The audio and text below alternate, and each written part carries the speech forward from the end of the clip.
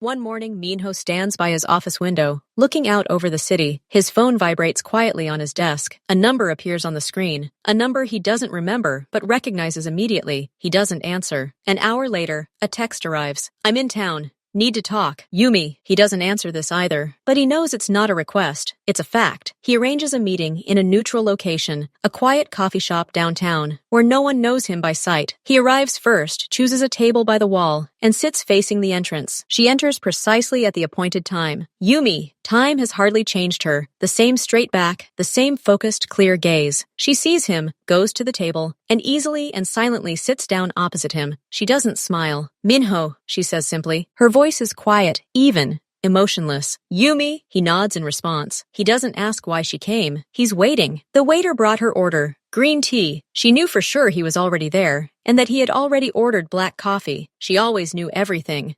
"You've changed," she says finally, taking a small sip. Her eyes search his face. Time passes. Minho shrugs. "It's not about time. I've heard stories about you and about that woman and the girl. Is it true?" Minho's expression doesn't change, but his insides clench. His new life, so fragile and personal, has already reached rumors in his old world. "That's my business," he says firmly. "Your business has gotten weird," Yumi counters. "You didn't used to be distracted by other people's problems. You didn't used to have weaknesses." There's no malice in her words. There's a cold curiosity, and perhaps a hint of alarm. "It's not weakness." "Ease," he replies curtly. "In our world, it is weakness. Your enemies can see it. They already can. I came because I overheard a conversation. Someone took a great interest in your new life." Minho slowly sets his cup down on the saucer. The ringing seems very loud. "Who?" "It doesn't matter yet. What matters is that you've become visible. You've come out of the shadows. And now you're being watched," she says, taking another sip of tea. "Be careful, Minho. You've built something fragile around yourself, and fragile things are easy to break." She stands up, leaving the tea money on the table. "Was that a warning?" he asks, looking at her. "It was an observation," she corrects. "We're not enemies, but we're no longer allies. Goodbye, Minho." She leaves as quietly as she arrived. Minho sits alone, staring into his cold coffee. The sense of calm he's carefully cultivated all these weeks is cracking.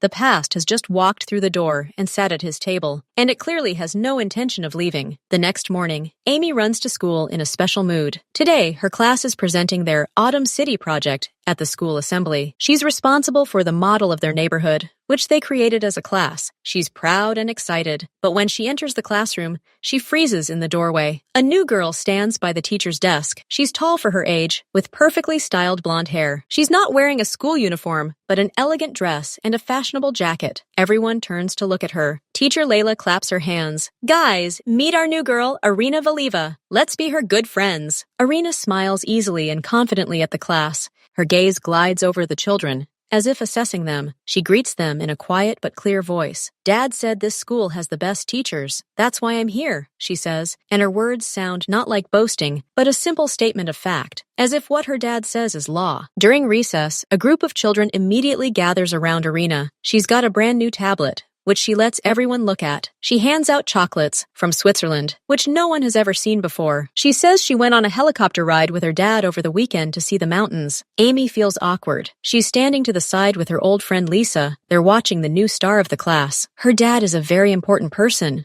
Lisa whispers. "My mom told me so. He has a lot of clinics all over the city. He's even appeared on television." Amy nods silently. She doesn't want to approach. She feels a huge gap between herself and this self-assured girl. After class, Arina herself approaches Amy. "You're Ami, right? You're in charge of this model?" She nods at the cardboard construction Ami is carefully carrying. "Yes, we made it as a class," Amy replies quietly. "It's cute," Arina says, a hint of condescension in her voice. "Dad has special people making these in his office. They're much prettier." Amy blushes and doesn't know what to say. Arina smiles at her like an adult smiles at a child and turns away. That evening, Amy tells her mother about the new girl. "She's so different. She has everything, and she knows it." Kayla strokes her head. "The main thing is that she's a good person, Ami. Nothing else matters." But Amy senses what's important. For the first time, she feels so keenly that her blue dress from the last party is just a dress, and Arina probably has a whole closet of just like it, only better. The day of the project presentation arrives. Ami is very excited. Their model is the most complex, with paper trees and tiny lanterns. She is responsible for ensuring it reaches the assembly hall intact. Just before the performance, she places the model on a desk in an empty classroom to run and gets some forgotten notes. She only escapes for a minute. When she returns, she freezes in horror. The model is lying on the floor. Someone has stepped on it. The cardboard houses are crumpled. The trees are broken. The little lanterns are crushed. All their work is destroyed. Irina emerges from around the corner of the corridor. She's holding the very same tablet. She looks at Amy and the broken model. "Oh," she says, without a trace of regret. "How careless. Someone must have accidentally hit it. Too bad." Amy can't utter a word. Tears well up in her throat. She knows this isn't an accident. She sees a cold, assessing glint in Irina's eyes. "What do we do now?" Irina asks. "You have a show in 10 minutes. Amy silently picks up the debris. Her hands are shaking. She runs into the assembly hall with a lump in her throat and a pile of rubble in her arms. Their class's performance is a disaster. Teacher Layla is upset. The children whisper among themselves, glancing at Amy. Irina sits in the front row, her back perfectly straight, looking at the stage. That evening, Kayla, seeing her daughter's tear-stained eyes, forces her to tell her everything. After listening, she frowns. "Are you sure it was her? Maybe it really was an accident." "I'm sure, Mom. She looked like that on purpose." Kayla sighs. She wants to call the teacher, but she's afraid she'll only make things worse if Ami's wrong. Just then, Minho arrives. As per their usual plan, he immediately sees that something is wrong. Ami, Ari King. Ain Sueng tells him everything from the very beginning, about the new girl,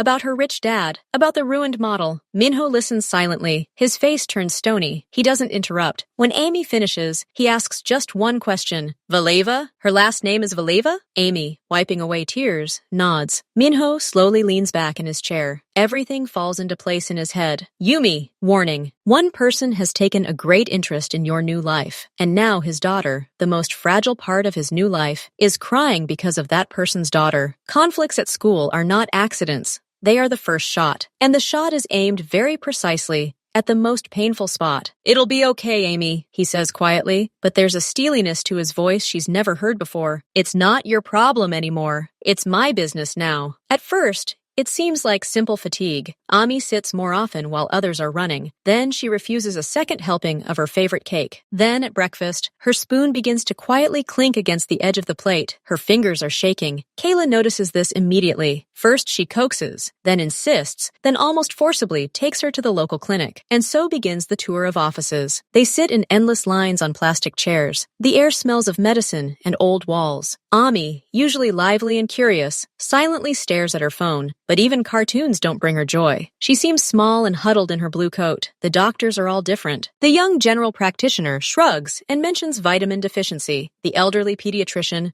with intelligent, tired eyes, spends a long time searching through a thick book, then writes out a referral for tests. A lot of tests. Blood from a finger, blood from a vein. Amy cries quietly, clutching her mother's hand. Then an ultrasound, where they move a transducer over her cold stomach. Then an electrocardiogram, where they attach cold suction cups to her body. Every morning now begins with a thermometer. Kayla keeps a notebook where she records Amy's temperature, what she ate, and how she slept. The pages quickly fill with numbers, but the picture remains unclear. The results come in piecemeal. Some values are normal. Others are slightly low or slightly elevated. Not a single doctor can provide any clear answers. The phrases are the same. "We're monitoring. We need to check. This could be a normal variant." But for Kayla, this isn't normal. She watches her daughter fade with each passing day. Amy stops laughing loudly. She climbs the stairs more slowly. Her hand in Kayla's feels lighter, as if there's less life in it. Minho practically lives in his car at this point. He drives them from one clinic to another, arranging unscheduled appointments through his old connections. But even his influence can't buy a clear diagnosis. He sees the same helplessness in the specialist's eyes, only hidden behind polite masks. One evening, after yet another visit to yet another luminary who was left in dismay, they were sitting in the car in the parking lot. Ami was asleep in the back seat, covered with her mother's jacket. Kayla stared silently out the dark window, a tear rolling down her cheek. She didn't even notice it. Minho doesn't know what to say. He's used to solving problems, but this one has no clear boundaries. It's like a fog that slowly but surely fills their lives, making everything gray and hopeless. Changmin shows up unannounced. He arrives at Minho's office late one evening, where he's sitting alone over a stack of printed medical reports. There's no coffee cup on his desk, no other sign of normal work. Just these papers. Changmin doesn't ask permission. He sits down in the chair opposite and silently looks at Minho. He's been his right hand for years. He knows him better than anyone, and now he sees in his eyes not a businesslike frown, but a different, far more dangerous feeling, a dull, helpless despair. Is everything bad? Changmin asks finally. Minho leans back in his chair, running a hand over his face. He looks tired. They don't know what's wrong with her. No one knows. They run tests, look at her, and shrug their shoulders. And what's the name? Is there a name for the illness? No.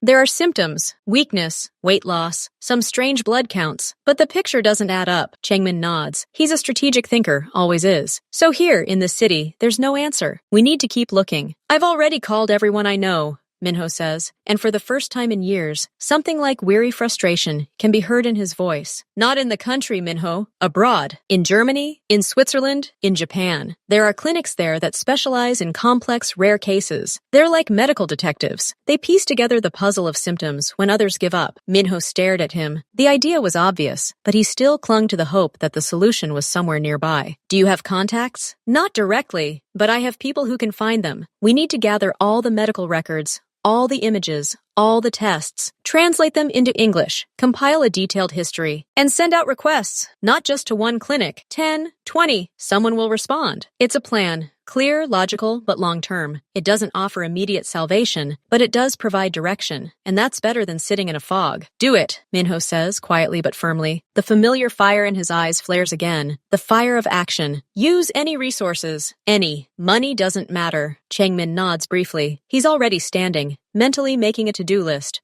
I'll send you a list of clinics and doctors for approval within 2 days, he says, as he walks out of the office as quietly as he entered. Minho is left alone. He looks at the stack of papers. These aren't just reports of failures anymore. This is a dossier on a disease that needs to be caught, and he finally has a plan to do it. Work is in full swing. Changmin and his people are translating reams of medical documents. A perfect, detailed letter outlining Ami's medical history is being compiled. It is being sent around the world. The first replies come quickly. Polite, automatic. Thank you for your request. Your case is being processed. Then the responses from the doctors start coming in. Most are polite refusals. Unfortunately, this case doesn't fit our current research profile. We don't have the necessary diagnostic resources. We recommend contacting a specialized center, a name they've heard 100 times before. Some are asking for more information. Minho and Kayla, with renewed hope, rush from hospital to hospital, getting more detailed scans and tests. They send updates. Meanwhile, Amy is getting weaker. She now has trouble walking from her car to her front door. She sleeps a lot. A response comes from a well-known German clinic. They're willing to consider the case, but the waiting list for an initial consultation is 5 months. 5. Minho tries to pressure them, offering several times the usual fee. Oh my days. The receptionist on the other end of the line speaks with cold, impenetrable sympathy. We understand your situation, but the rules are the same for everyone. We can schedule you for February.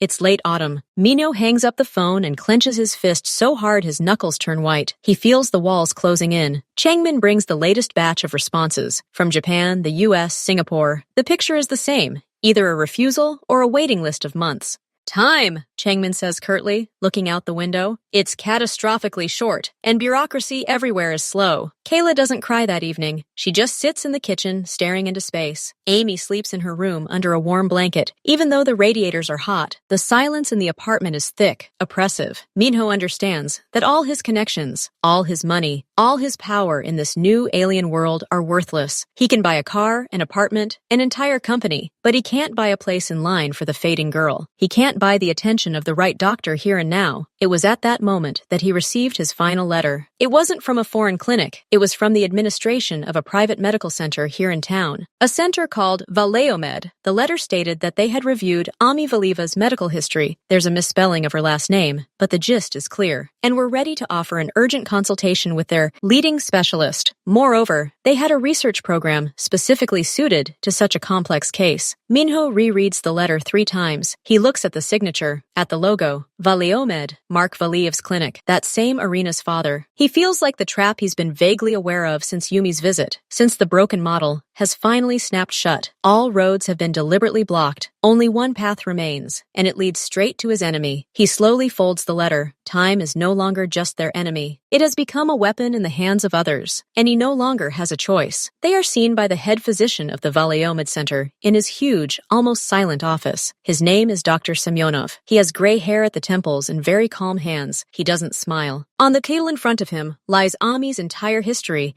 which they have spent so long compiling. Ami sits between Kayla and Mianho, small and pale. She seems even smaller in this huge chair. She squeezes her mother's hand. Dr. Semyonov speaks slowly, choosing clear words, but his voice sounds like cold metal. We've run our tests, and we've reinforced them with your analyses. The picture has finally come together. He pauses, looks at Amy, then at the adults. Amy has a very rare condition. It's because her body has stopped understanding its own cells correctly. It started fighting itself. It's not an infection. It's a systemic failure. Kayla freezes. Minho doesn't move, his gaze fixed on the doctor's lips. Is it treatable? Kayla asks quietly, her voice barely audible. It is treatable, but not here. Not in a regular hospital, and not with standard methods. The doctor turns his gaze to Minho. There's an experimental program. It's aimed at rebooting the immune system. It's complicated, expensive, and risky, but it's the only proven chance. Where? Minho asks simply. Here, the doctor replies, just as simply. The program was developed and is overseen by our research institute. It operates exclusively at the Valiomed Center. We have the necessary equipment, the team, and the necessary permission to use it. Nowhere else in the country does this exist. A heavy silence hangs in the air. The doctor's words sound like a death sentence. There is salvation. It's the only one, and it lies in the hands of the man who hates Minho. What's the time frame? Minho asks, his voice even. Too even. The sooner the better. Every day counts. The preparation process will take time, but we need to start immediately. We're ready to admit Amy to the hospital on Monday. He stands, signaling the end of the appointment. His sympathy seems like a matter of technique, a matter of etiquette. As they emerge into the white, sparkling hallway, Kayla suddenly stops and leans against the wall. She's not crying. She's simply breathing heavily, staring into space. Amy wraps her arms around her waist and buries her face in her jacket. Minho looks at the Valiomed logo on the wall. Simple, stylish writing. It's more than just a name to him now. It's a wall. And behind that wall sits Mark Valiev, the man who just checkmated him. Changmin lives in a modern, yet minimalist apartment in the city center. When Minho rings the doorbell late at night, he opens it immediately, as if he's been awake and waiting. He's wearing sweatpants and a simple t-shirt. He silently steps back, letting Minho in. No questions. He leads him into the living room, where 2 glasses and a bottle of water are already on the low table. They sit down. They've made a diagnosis. Minho begins without preamble. He summarizes the situation. And they're the only ones with the treatment, Changmin states when Minho finishes. Only them. They need your approval by Monday. Changmin slowly pours water into glasses. The ice clinks. It's a trap, he says calmly, like he's talking about the weather. I know. They've been setting it up from the very beginning. School, illness, rejections from abroad. It all led to this. I understand that. Minho's voice is taut as a string. Changmin takes a sip of water and sets the glass down. So, this is the choice. Either you hand the girl over to the enemy, risking everything you have now, or you refuse and lose her forever. He looks at Minho. It's not a choice. It's surrender on his terms. Minho is silent. He looks out the dark window where the city lights reflect. He'll have conditions, Changmin continues. He won't just help. He'll want everything. Money, business, maybe even me, to cut off all your escape routes, to make you a nobody. What are you proposing? Minho asks, turning his face towards him. There's no fear or panic in his eyes, only cold, bottomless determination. Play his game, Changmin says quietly. Accept all the conditions. Give him what he asks for, and then stab him in the back. When he's sure he's won. They look at each other across the table. 20 years of shared journeys, dangers, and silent understandings lie between them. It's dangerous for you, Minho says. It's the only move, Changmin counters. He wants to crush you, take everything. So we'll give him everything he wants. We'll give him me, and I'll be his eyes and ears, and I'll find a way to break him from the inside. It's not an emotional outburst. It's a cold calculation, a strategy in which they both become bargaining chips. Are you sure? Minho asks one last time. Changmin doesn't answer right away. Then he nods, once, briefly and clearly. For Amy, and for you. There is no other way. They no longer speak. The deal is made. No handshakes, no vows. They simply sit in the silence of the night apartment, swallowing the bitter pill of future sacrifice. They have a plan, but its price is unimaginable. Mark Valleve's office is on the top floor of a mirrored tower. Everything here screams money and power. Panoramic windows with views of the entire city, expensive dark wood furniture, and contemporary art on the walls that cost more than Kayla's entire house. Mark doesn't get up from his desk when Minho enters. He's leaning back in his leather chair, looking at him with a lazy, smug interest, as if he were a rare exhibit. "Minho," he says, drawing out the name. "How are you? Come in.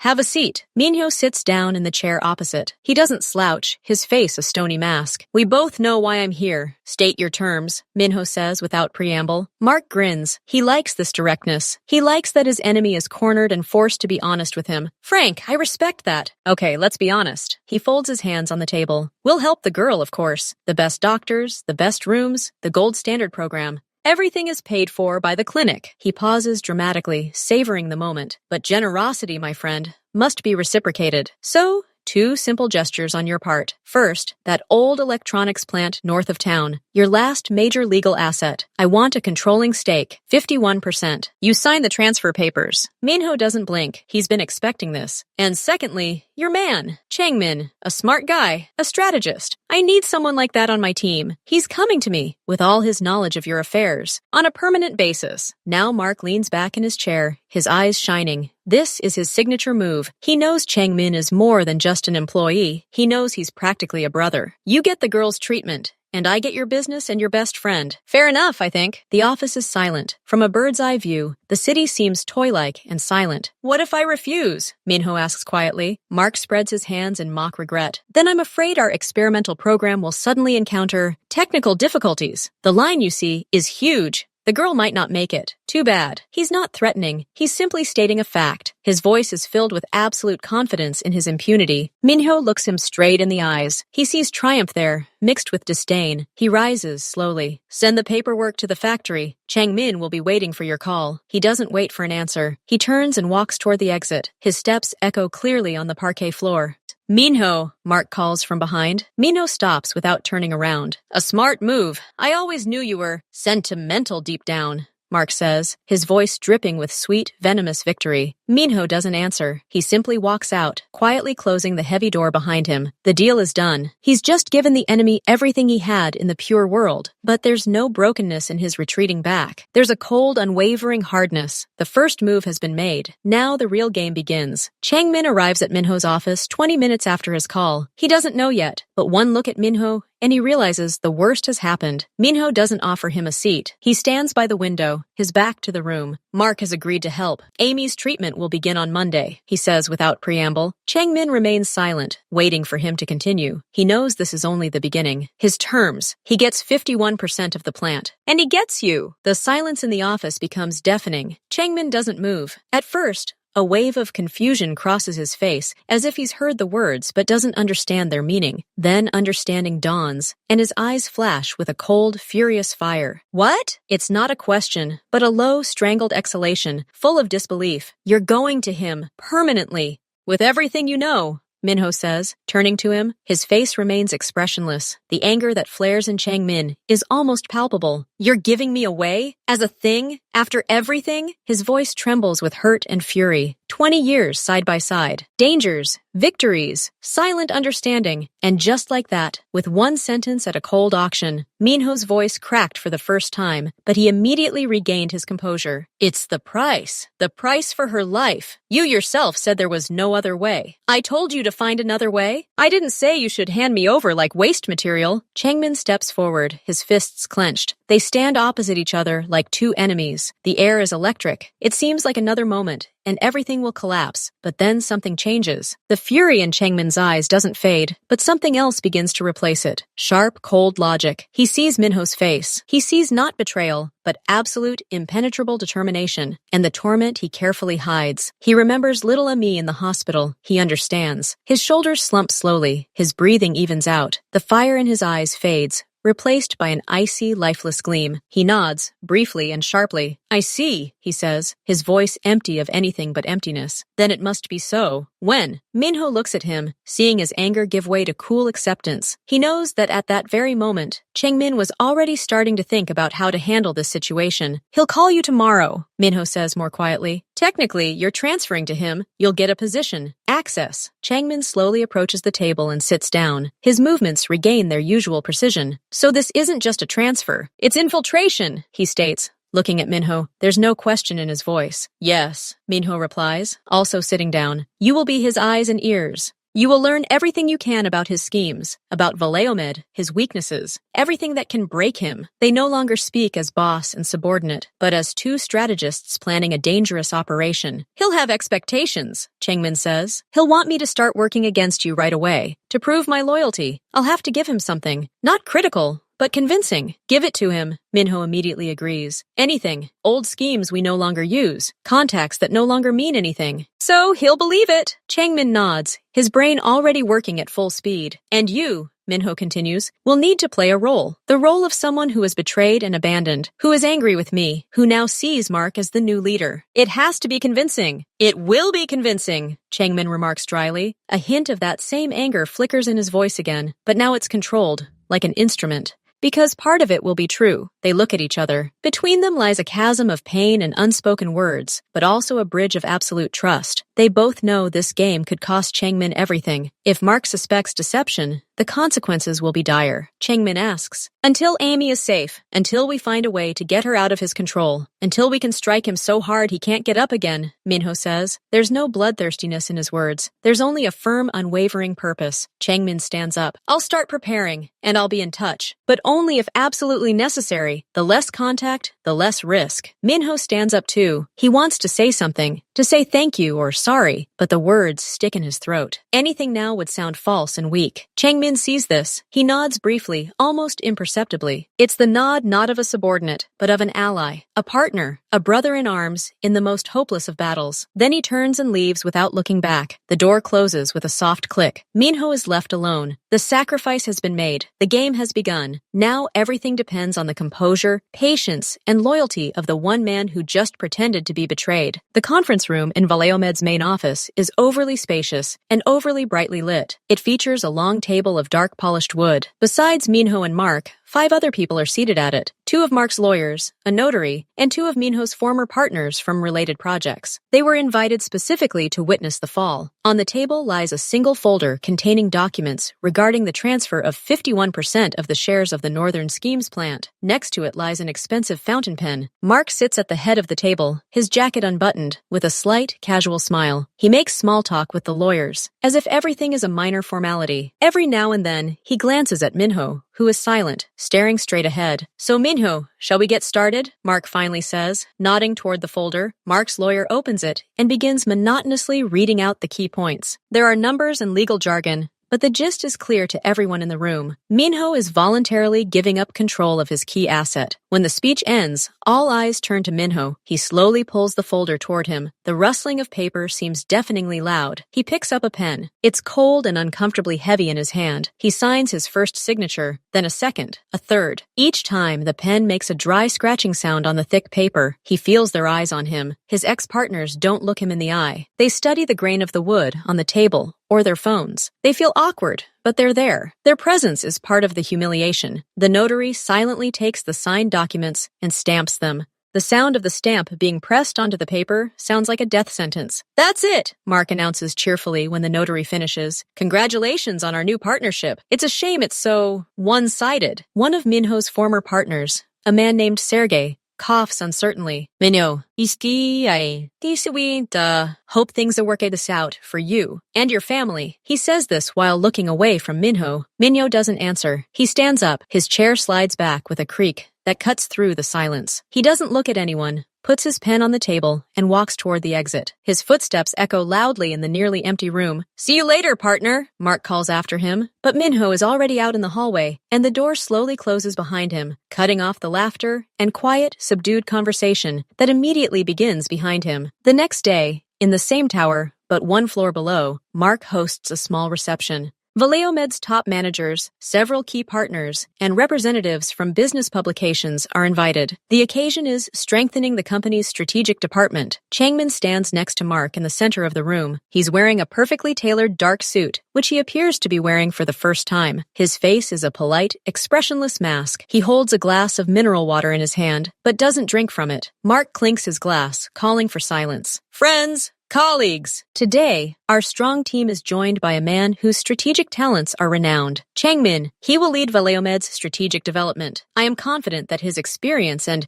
deep market knowledge will become our new competitive advantage. He claps Changmin on the shoulder. He bows his head slightly, a brief, dry smile touching his lips, and immediately disappearing. The applause is polite, quiet. The crowd is whispering. Everyone knows who Changmin is and where he came from. The looks they give him are a mixture of disdain, curiosity, and wariness. A traitor, a careerist, or simply a pragmatist who's gone over to the strongest. No one knows, but everyone's already judging him. A pair of bold managers approach Changmin. The conversation is short and strained.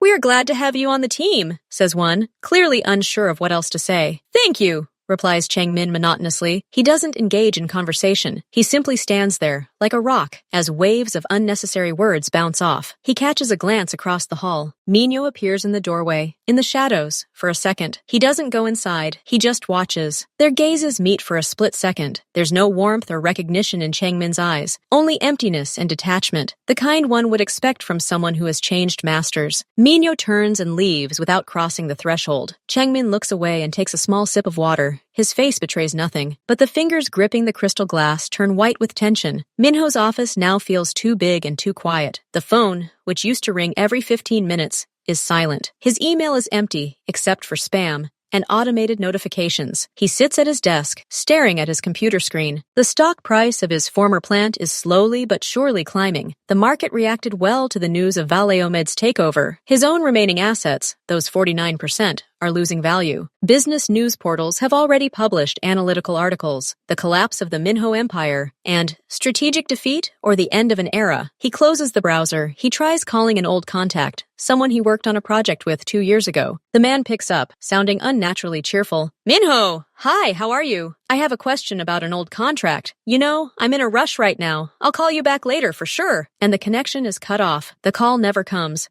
He goes to the restaurant where many of his circle usually ate breakfast. The waiter is polite, as always, but when Minho sits down at his usual table by the window, he notices several people at nearby tables suddenly fall silent. Then, avoiding eye contact, quickly pay and leave. 20 minutes later, the entire room is empty except for him. He arrives at the hospital that evening. Amy is feeling a little better today. She even smiled when he walked in. Kayla, sitting by the bed, looks at him with tired but warm eyes. Here, in this white room smelling of medicine, he is still needed. Here, he is still daddy. But when he leaves the room to buy some water, he sees the head doctor, Semyonov, walking down the hallway with 2 administrators. Seeing Minho, Semyonov's expression changes slightly. He nods formally and quickens his pace, continuing the conversation. Even here, in this medical world, which one would think would be immune to the echoes of his business failure, everything is already known, and now they avoid him. He returns to the empty office. He turns on the light. He sits in the chair. The silence weighs on his ears. He is an island. All around him is the sea, which yesterday was his path, but today has become an impassable obstacle. He has lost the battle, publicly and devastatingly, and now he must find the strength to wage war from deep underground, with only his will. Changmin's cunning somewhere out there in the enemy's lair, and the fragile life of the girl in the hospital as his only reason to continue. Of the Valeomid Center resembles not a hospital, but an expensive spaceship. Everything gleams with white and silver metal. The air doesn't smell of medicine. It smells almost nothing at all, only a light freshness, like after a thunderstorm.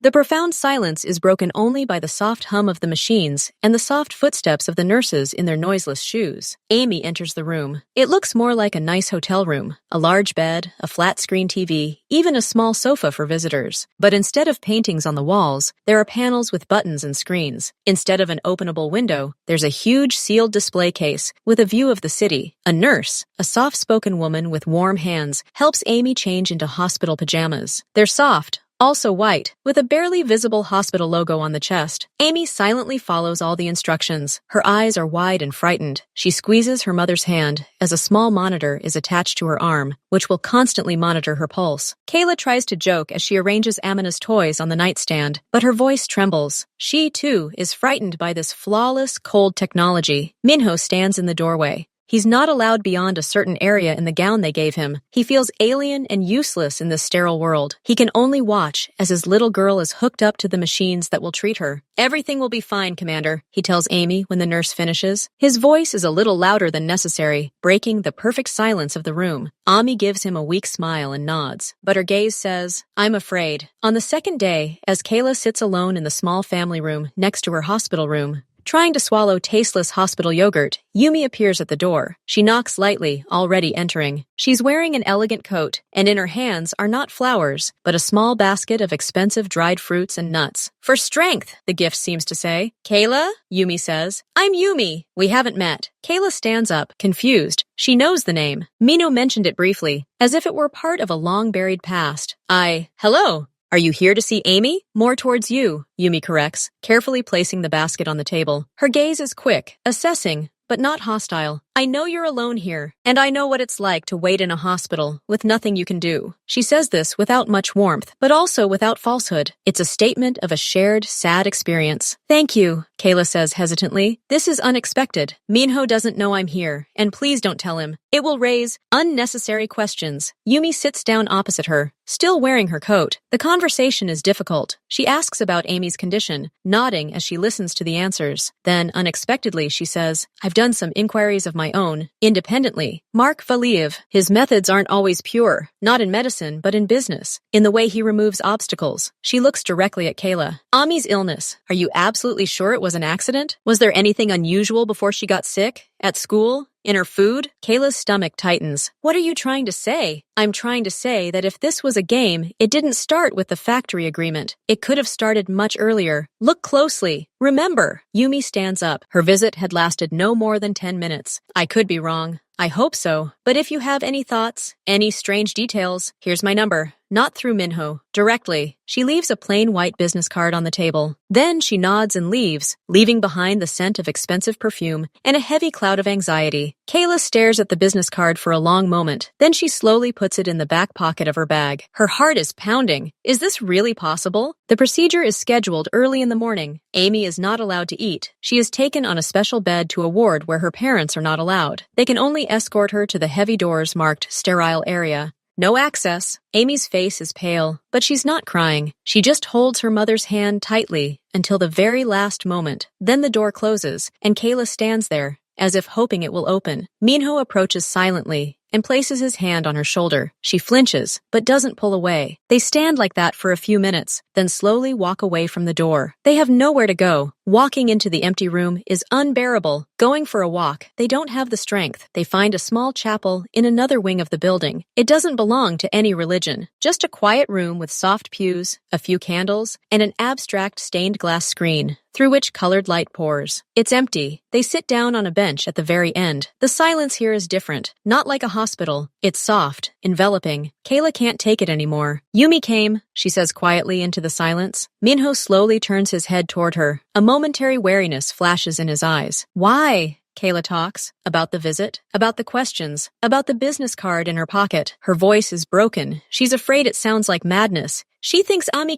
that it was not just a disease. Minho is silent for a long moment. He stares at the multicolored reflections on the floor. "I've been thinking about that too," he finally says quietly. "Too timely, too perfect. But thinking is one thing, but proving, what if she's right?" Kayla whispers, horror evident in her voice. "Then that changes everything." Minho replies, just as quietly, "But there's nothing we can do right now. Right now, all we can do is wait, and hope that that procedure out there, behind that door, will help her." He extends his hand, not to hug. He places it palm up on the bench between them. Kayla looks at his broad, strong palm, then slowly places hers on top. Her fingers are cold. His palm is warm and firm. They don't speak. They simply sit, holding hands in the tinted light of the quiet chapel, and wait. For the first time, they are more than just allies in misfortune. In this silence, In this waiting, they become a team, seemingly ready to do anything to protect their child, even if it means believing the worst. 2 days after the first procedure, an article appears in the business news. Not on the back page, but at the top. The headline is pithy and caustic. Businessman Minho's shady past, questions regarding the sources of his capital. The article makes no direct accusations, only hints, rhetorical questions, mentions of old, closed cases,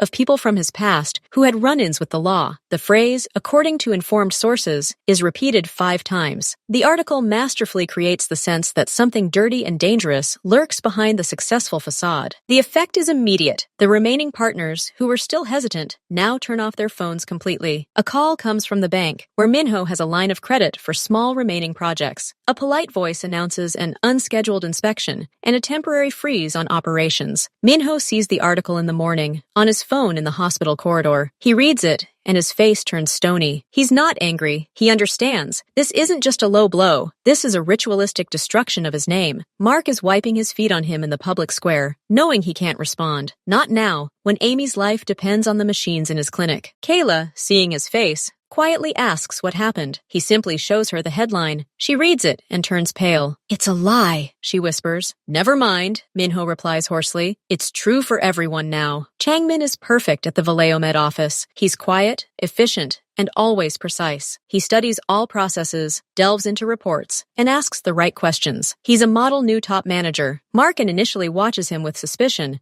but gradually, he begins to trust him. Changmin genuinely helps optimize several internal processes and offers clever solutions that save money. He demonstrates his loyalty by handing over old but still valuable market research to Mark, which he supposedly took with him. It's a small but convincing gesture. As a sign of trust, Changmin is given access to a closed server containing financial archives. Not everything, but a significant portion. Under the guise of analyzing financial risks from past years, he begins digging through old reports, contracts, and payment orders. That's where he finds what he's looking for. Not one large folder labeled crimes, but a chain of small, strange transactions. Transfers of small sums to shell companies, purchases of medical equipment at prices twice the market price from certain suppliers, dubious contracts for clinical trials for which there are no reports or results. He doesn't download files. That's too dangerous. He memorizes contract numbers, dates, and the names of intermediary firms. He notes inconsistencies in reports. He's not collecting incriminating evidence, but threads. A tangle that, if pulled, could begin to unravel the entire fabric. One evening, Mark, passing by his office, notices him still working. "You're working hard, Changmin. Glad you're with us." Changmin looks up from his monitor, his expression calm. "I want to understand all the processes from the inside, so I can be of maximum benefit." Mark nods with satisfaction and leaves. He's confident he's bought not only intelligence, but also dedication. The meeting takes place at dawn in an abandoned boat garage on the outskirts of town. Changmin chooses the location. Minho arrives first in an old, nondescript car lent to him by the last remaining loyal driver. Changmin appears precisely at the appointed time, on foot, from the other end. He's dressed simply in a dark windbreaker and a cap. They don't greet each other. They stand in a cold, dim room that smells of rust and old water. "Speak!" Minho is the first to break the silence. Changmin briefly, point by point, outlines what he's found. Contract numbers, company names, amounts, dates. His speech is monotonous, like a report. No emotion. It's the top brass. The system is rotten. He's inflating procurement prices, kicking back some of the money through shell companies. Some of the equipment may not be up to standard. There are suspicions of falsification of the results of some paid studies. Minho listens silently, absorbing the information. "Is that enough?" he asks when Changmin finishes. "No, these are just directions to strike. We need proof, papers, evidence. Right now, these are just numbers in an old database. He can easily disown them. What do you need? Access to more recent data, current operations, or an insider. Someone who's been working on these schemes and is willing to talk." Changmin looks at Minho. "I'll try to find someone like that, but it's a risk. If he suspects," Minho says immediately, "safety is more important. We still have some time while Amy is undergoing treatment." "Time is running out," Changmin corrects. He's confident of victory. His next move is to take everything from you, to completely push you out of the market. And then, he might find a way to make Amy's treatment dependent on something else. "We need to strike first." They fall silent again. In the distance, the city hums, beginning a new day. "How is she?" Changmin asks suddenly, his voice losing its metallic edge for the first time in the entire conversation. "She's holding up," Minho replies curtly. "The first procedure is over. We're waiting for the results. Changmin nods. Then he pulls a plain, unmarked envelope out of his inside pocket. Here's what I remember. No explanation.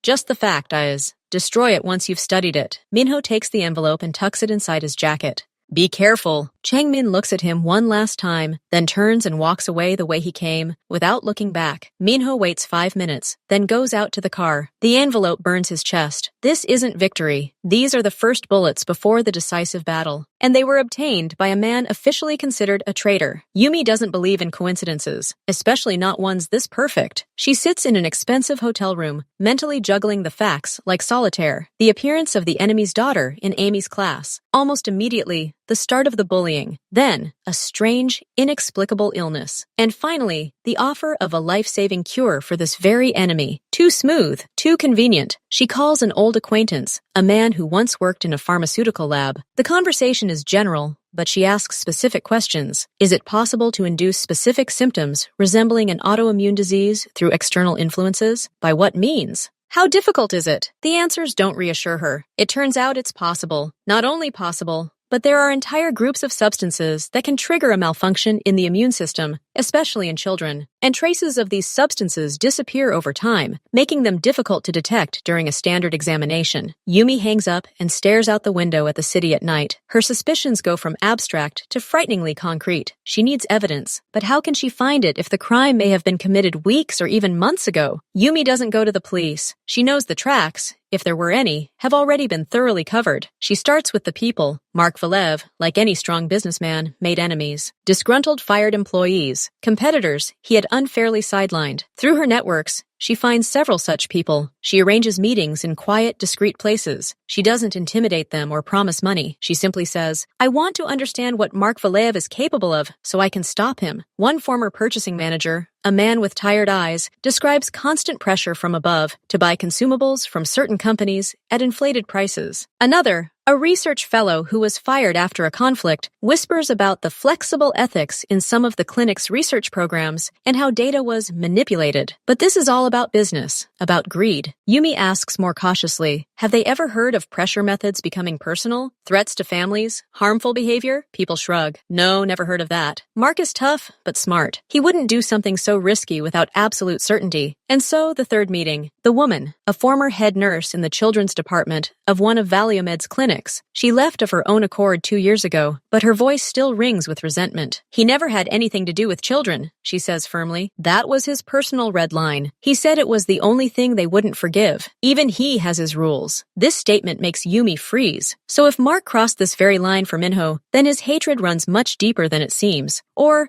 he's absolutely certain of his impunity. And perhaps there's a way to make it impossible to prove guilt. She thanks the woman and leaves, taking with her a new thought. What we need isn't crude sabotage. We need a more elegant medical approach. Someone who can do it. A doctor, a lab technician, someone with access and knowledge. In Ami's room, even the machines seem to be kind to her, beeping more quietly. She's just undergone a second, more complex procedure. Her face is waxy white, her eyelids half closed. Kayla sits by the bed, stroking her hand. Minho stands against the wall, his gaze glued to the monitors where the green pulse and blood pressure curves dance. Suddenly, one of the sensors emitted a short, high-pitched sound. Not an alarm, but a question. The blood oxygen saturation indicator flickered slightly and began to creep downward. Ami moans softly, her body trembling slightly. Ami? Baby girl? Kayla calls anxiously. The girl doesn't open her eyes. Her breathing becomes shallow and rapid. Minho steps forward, but at that moment, the doctor on duty enters the room with a brisk gait. His face is focused. He silently checks the readings, feeling Amy's pulse on her wrist. Reaction, he says curtly to the nurse who appears behind him. Prepare the drug from the backup protocol. The next 10 minutes stretch out into a painful stretch. The nurse administers the medication. The doctor doesn't move from the monitor. Kayla, pale, presses her hand to her mouth. Minho feels every muscle in his body tense to the limit. He can't breathe. On the monitor, the curve freezes at a low point, holds, and then slowly, hesitantly, begins to creep up, even higher, returns to normal.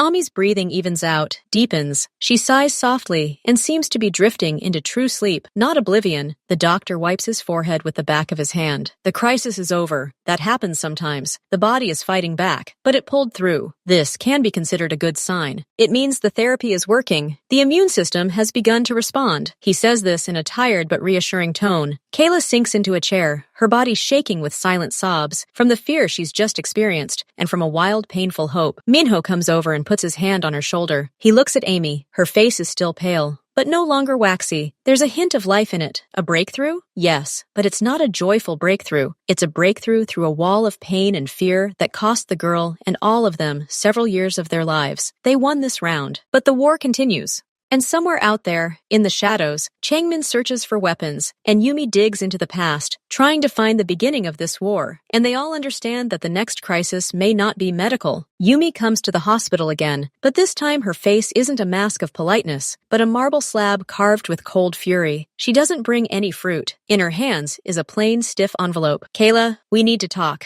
Just us, she says, her tone leaving no room for argument. They walk out into the same family room. Yumi closes the door and places the envelope on the table. I found it. Not evidence for the court, but clues for us. She pulls several sheets of paper from the envelope, printouts of old invoices, a list of chemicals, a photo of the school's kitchen. Before Amy got sick, they were repairing the ventilation system in the cafeteria at her school. The contractor was EcoClimate. It's 70% owned by Valev Holding. Kayla stares at the papers, confused. What does that mean? It means they had access. Here's a list of the chemicals they used to clean the air ducts. Standard ones. Except for one. Yumi points to a line with an obscure name. This chemical is harmless in its pure form, but at certain temperatures and humidity levels, which were exactly what was in that old system, it can form volatile compounds. Rare. They're rarely tested for, and in children with weakened immune systems or predispositions, they can cause a chain reaction. Symptoms very similar to what Amy had. Kayla feels the floor give way beneath her feet. She grabs the edge of the table. You're saying they deliberately poisoned her? I'm saying they created the conditions, like putting a match under dry straw. The disease was already inside her, dormant, or it flared up on its own. They didn't shoot. They simply opened the window into the freezing cold, knowing she had a cold. And technically, they're not at fault, but the intent was there. Yumi puts the papers back. This reagent has a short decay period. There are no traces to be found now. It's the perfect weapon. But I know the person who prepared this estimate. He remembers an unusual order for a special cleaner above the standard. He's afraid, but he can confirm it. Kayla stares at the envelope as if it were a poisonous snake. Her entire maternal essence screams with horror and impotent rage. Why are you telling me this? What can I do? Nothing yet, Yumi replies coldly, but you need to know. So you understand who you're dealing with, so that when the time comes to act, your hand won't tremble. Keep this, and wait. Minho learns this that evening when he arrives at the hospital. Kayla, pale as a sheet, pushes him into an empty linen closet and, choking with tears and anger, blurts out everything she heard from Yumi, pointing her finger at the sheets of paper she left for her. At first, Minho's face is blank. Then, slowly, it darkens. His eyes become narrow slits, with black lights dancing in them. His jaw is clenched so tightly, the ridges of muscle on his cheekbones are visible. He doesn't scream. He doesn't even move. But such a wave of cold, silent rage begins to emanate from him that Kayla becomes physically afraid. She's seen him angry before, but this is different. This is a primal, murderous rage, unchecked by any rationality. Where is he? His voice is hoarse, like the scraping of stone.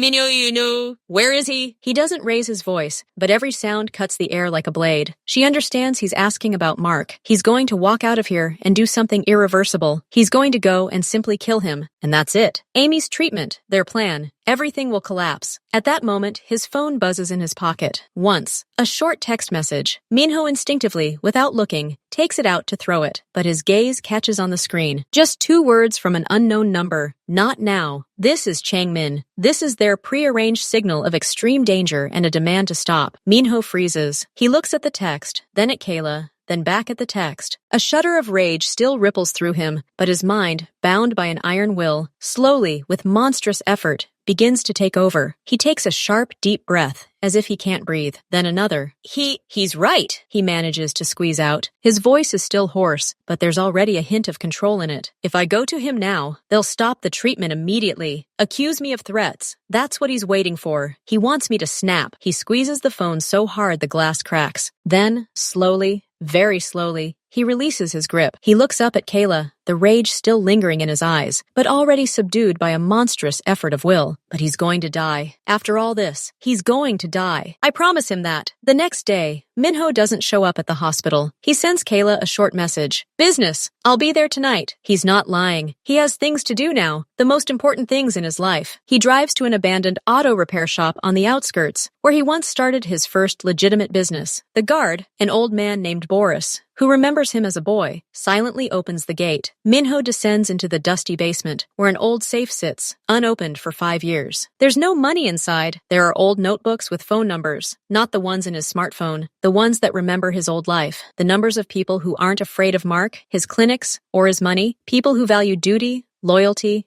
and know how to work quietly. He calls the first number. The phone picks up. No greeting. This is Minho. I need your help. There's a pause, then a low voice. I thought you went into business. They kicked me out. They want to finish me off. And they hurt the child. No more explanation is needed. There's a knowing chuckle on the other end. What do you need? Information. On a person. Mark Valev? Everything. For the last 10 years. All his dirty deals. All his weak spots. Everyone who holds a grudge against him. And a quiet, unnoticed team. Observers, information disclosure specialists, for a few weeks. It will be expensive. Priceless, Minho says curtly. He calls 3 more numbers. Each time, the conversation is short, businesslike, and to the point. He doesn't ask, he sets a task, and he pays. He pays with the last of his secret, untouchable accounts, which remained intact even after the collapse of his legitimate business. By evening, he has a list, 4 names. Each one is a key to a specific part of Mark's empire. One is a former auditor who once handled Valiomed's affairs and left, keeping copies of some interesting reports. Another is a cybersecurity specialist who can quietly infiltrate places even Changming couldn't reach. The third is a man who knows everything about Mark's real estate and assets, including those registered to frontmen. The fourth is a shadow, a man who can discreetly follow anyone, anywhere. Minho meets with each of them individually, in neutral, secluded locations. He makes no secret of his goal, to destroy Mark Valev. Not just defeat him, destroy him to the ground. And to do this, they need not brute force, but precise, incontrovertible information. Stones from which to build a tombstone for his entire reputation and his empire. They listen, nod, and take the advance. No one asks too many questions. They're professionals. And they see something in Minho's eyes that compels them to agree. Not despair, but the cold, unwavering determination of a mountain that has moved and is now rolling to bury its enemy. Changmin transmits the data not at a meeting, but through an old, almost forgotten channel, a digital capsule. In an abandoned amusement park, Minho finds a flash drive hidden in the hollow of an old tree. It contains not only facts and figures, but also names, key names. Mark's chief accountant, who keeps double-entry bookkeeping, an equipment supplier who pays kickbacks, and even the name of a doctor who signed off on dubious research protocols. That same night, Minho assembles his new team in an empty warehouse. He lays out a plan on the table like a battle map. The attack must be simultaneous and from all sides, he says in a quiet, clear voice. First, leak information to regulatory agencies and the media, everything related to accounting and contracts. Second, cyber attack, disrupt their servers, website,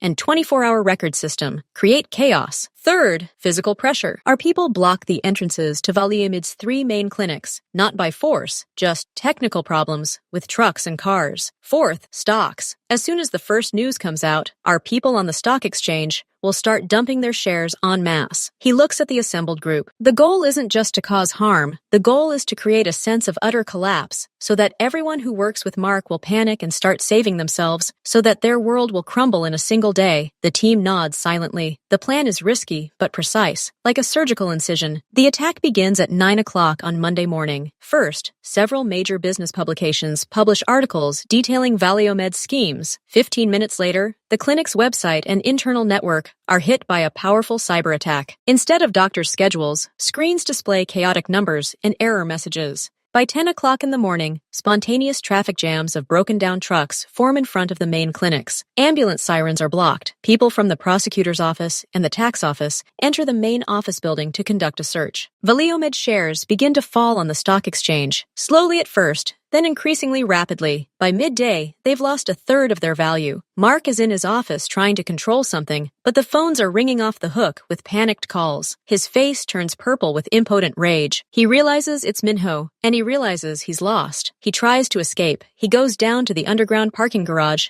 and gets into his car, but as he pulls out, a black SUV blocks his path. Minho gets out, alone, unarmed. Mark stops and rolls down the window. His face is distorted with hatred. You've lost everything, Minho. I will destroy you. You're already destroyed, Minho answers calmly. Your empire is dust. Your name is dirt. And I just came to watch. Flashing lights emerge from around the corner. Uniformed men approach them. Mark Valev, you'll be detained for questioning. Mark is led out of the car. He's pale and trembling. As he passes Minho, he tries to say something, but can't find the words. Minho looks him in the eyes and nods slowly, almost imperceptibly. This isn't a celebration. It's a statement of fact. The trial is over. A month passes. Mark is in custody, his case being reviewed by investigators. Valeomed's shares have been bought by competitors, and the clinics are under new management. Ami's treatment, already begun, is being continued by new doctors using the same protocols, and it's yielding results. Amy is discharged home. She's still weak, but there's light in her eyes again. She can walk through the park, holding Minho's hand. Minho's factory is slowly being brought back under his control through complex legalist procedures. It will take months, but the path is clear. Changmin officially resigns from the remains of Valeomed and comes to Minho's empty office. They don't hug, they simply nod. Everything is said without words. Yumi is packing her suitcase at the hotel. Her mission is accomplished. She's standing by the window when there's a knock. Kayla and Amy are standing on the threshold. I came to say thank you, Kayla says, and to ask. Don't leave. Yumi looks at them silently. We don't have a family, but we have a tribe now, and there's a place for you in it, Kayla says quietly but firmly. Yumi looks at Amy, who smiles at her with her weak but sincere smile. Then she nods. Once, that evening, they all gather at Kayla's apartment around a large table. Minho, Kayla, Ami, Changmin, and Yumi. There's simple food on the table. No one talks about the past. No one makes plans for the future. They just sit. Ami laughs at something stupid, and her laughter sounds like the most precious thing in the world. Changmin and Yumi exchange a few dry, businesslike remarks. Kayla pours tea. Minho looks at them all. They're not family. Family is about blood and a shared past. They don't have that. What they have is a shared scorched field they've walked through. There's a trust forged in fire. There's a silent vow to protect this fragile, newborn world around this table. And perhaps it's even more than family. It's a union, and no one will ever break it.